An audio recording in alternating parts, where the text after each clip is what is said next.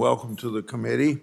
On December 2022 hearing on sexual abuse of inmates in federal prisons, you testified that contraband is beginning of sexual assault. Those few words are a quote from you. Inspector General Horowitz agreed and asked for increased penalties for contraband smuggling. Do you agree with Inspector General Horowitz's request for increased penalties?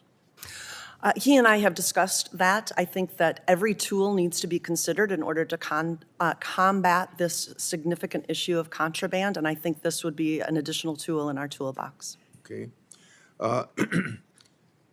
In your professional opinion, could giving design drawings for U.S.-based correctional facilities to foreign officials who work for cartels threaten American security?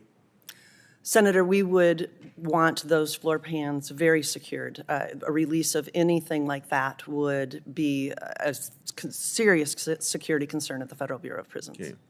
Last week, I released a 76-page report on foreign operations in Mexico, disclosing the Colorado Department of Corrections, in coordination with the State Department, agreed to share drawings from Colorado State Penitentiary 1 facilities with Mexico's Secretary of Public Security.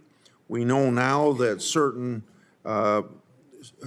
Secretary of Public Security leadership was working with the Sinaloa cartel.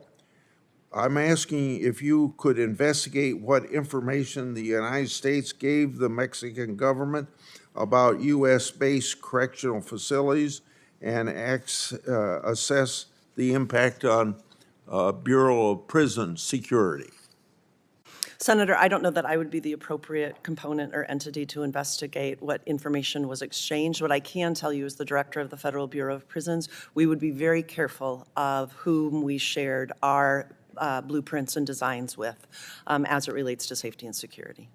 I like the last half of your question. In regard to the first half, you said you couldn't go to the State Department and get that information?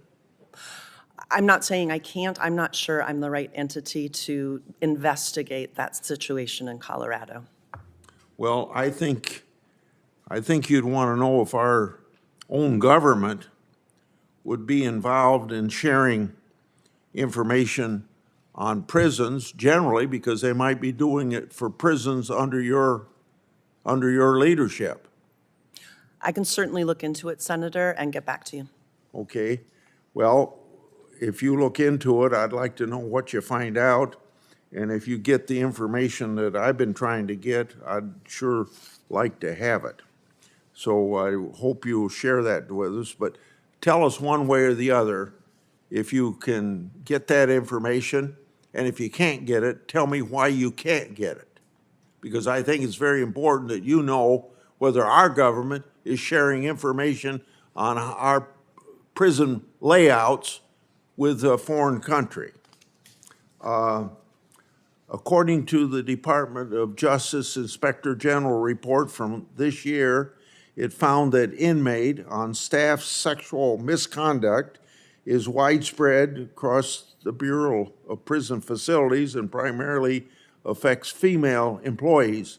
The report also found that in 2021, there were 2,047 sustained allegations of inmate on staff sexual assaults based on 5 categories of offenses, yet the Bureau of Prison only used 2 categories of offenses in its First Step Act report and identified 7 sustained allegations.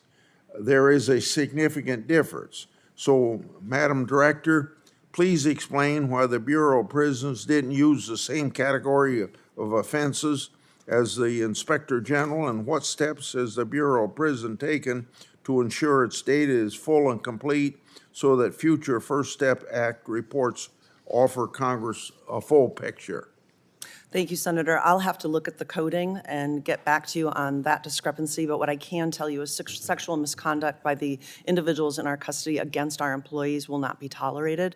Not only are we working to hold them accountable, the Deputy Attorney General and I have met with all of the U.S. attorneys on multiple occasions to ask for a criminal prosecution of these individuals in order to send a clear message that not only are we going to hold them accountable administratively through our Federal Bureau of Prison sanctions, but we want them held accountable criminally as well. Okay. Thank you, Mr. Chairman.